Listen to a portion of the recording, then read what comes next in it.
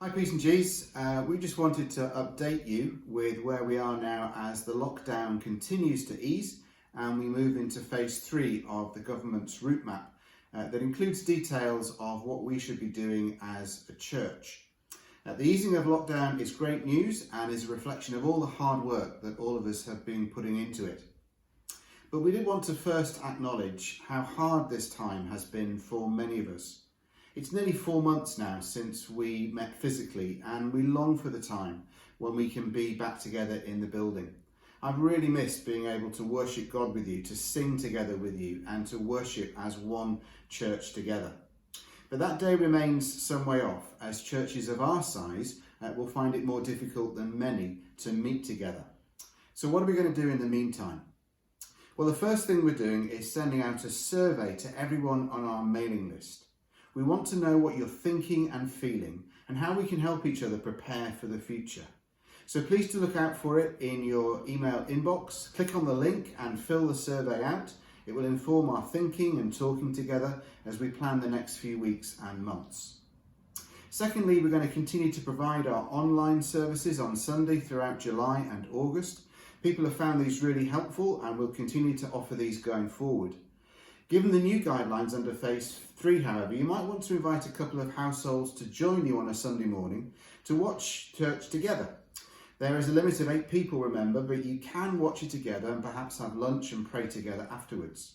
If you do, though, please remember the government advice of FACTS, F-A-C-T-S. Wear a face mask, a face covering, avoid crowded places, clean your hands and surfaces, and maintain 2 or 1 metre distances as we continue to physically distance from each other. And if you do feel symptoms, then please get a test and also let us know. And Connect leaders, if you are meeting as a Connect group at any point, remember that you have to keep a record of who is there for test and trace.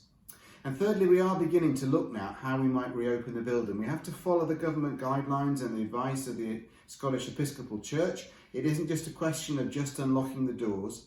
We need to do some risk assessments, health and safety checks, as well as thinking through one-way systems, cleaning regimes and seating arrangements. At present, numbers for services are limited to 50 people in total in the building, and with around 1,000 people calling P's and G's home, that's a real challenge. We are exploring some different ways of praying and worshipping together that we might use, as we remember we're not allowed to sing together at the moment. And we're also looking at ways that perhaps we could bring together different members of our children's ministry or groups together, perhaps later in August, in different age groups perhaps, as they no longer have to socially distance in the way that adults do.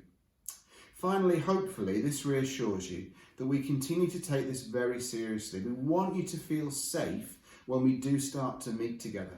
We'll continue to offer our Saturday meal takeaway, our online jungle jam and online services and prayer gatherings, and we encourage as many of you as possible to join a Connect group or perhaps if appropriate sign up for Alpha as we have another online course starting just now.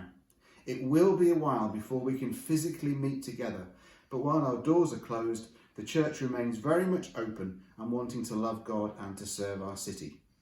So please do fill out the survey and we'll be in touch soon.